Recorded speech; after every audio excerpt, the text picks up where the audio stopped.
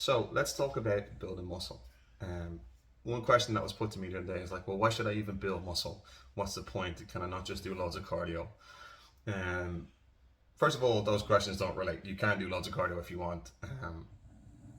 It's nothing to do with building muscle. This person was asking me, just from a fat loss perspective. I'll explain to them pretty much what I'm going to explain to you now as to why building muscle is, in my opinion, the better option. So there's a number of reasons outside of, the vain reasons that many of us are going to build muscle for, which there's nothing wrong with, by the way. Everyone wants to look good. Everyone wants to have a figure. Building muscle is definitely going to do that for you. So you should never feel guilty about that. But what I would say is that, the best thing about building muscle is the overall improvement to your overall health. Without question, building muscle, having more muscle on your skeleton, on your frame, has massive health benefits. Not only does it improve your overall sense of self and well-being, self-confidence, it actually is proven to, improve longevity of a human being over time. So most people who put time and effort into putting lean muscle on their frame, building muscle, whatever you want to call it, have lower all-cause mortality rates. So that means they don't die as often or as quickly. The study I read this morning noted that people who had less lean muscle on their frame, whether they had lots of body fat or not, had increase in all-cause mortality rates. Whereas people who put on lean muscle, who spent time working out, building muscle, doing whatever they did to have a lot of muscle on their frame, had lower incidences of all-cause mortality. And this was true for people who were lean and muscular and people who were a little bit chubby and muscular as well. So obviously you can be a little bit chubby and healthier if you have lean muscle. Whereas if you don't have a lot of lean muscle on your frame and you're a little bit overweight, or even worse, a lot overweight, you're more at risk of suffering adverse health consequences than people who would have lean muscle. So that's a pretty good reason. Weight training, building muscle is going to improve bone density. It's going to help you better manage chronic conditions such as back pain, and just kind of pain in general, actually. All the way up to depression, anxiety, things like that can be positively impacted by training. It's not going to cure them, but you can definitely manage them better. So better management of chronic conditions is what we would say. And of course, then there's the big one for a lot of people, especially now that the sun is out and it's summertime, is better management of calories and, basically reducing body fat. So if you have a lot of muscle on your frame, it's going to be easier for you to burn body fat over time. Whereas if you don't have a lot of muscle on your frame, you're going to accrue body fat probably quicker, and it's going to be harder to get rid of it. So everybody has what we call a BMR, basic or basal metabolic rate.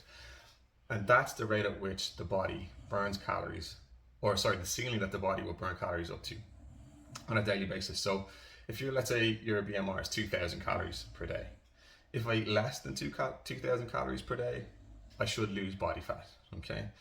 If I eat over 2,000 calories a day, I'm going to burn body fat. I'm going to increase body fat. Now that's true for someone who's not training. Let's just say someone who gets up, goes to work, does their normal day-to-day stuff, goes home, goes to bed.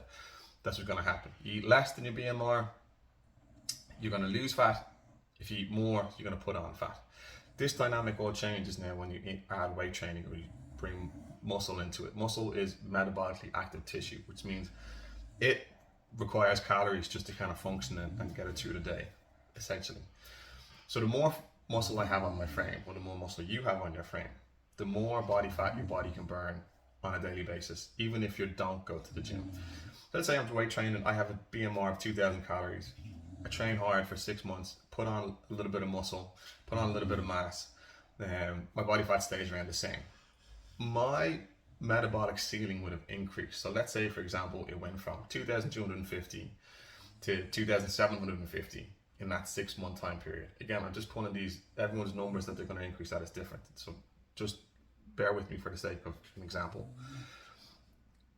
Now that I've got that extra ceiling, 2,750, when I want to burn calories, when I want to lose fat and shred up for summer, say, I've just got to bring myself back down to 2,250 calories or around 2,000 calories a day to really start to shred fat at a very quick rate. Whereas if I hadn't been weight training that whole time and I booked the same holiday, I had the same event I wanted to get in shape for and lose fat, I would have to go from about 2,250 calories in a day to about 1,750, which is not going to be enjoyable at all.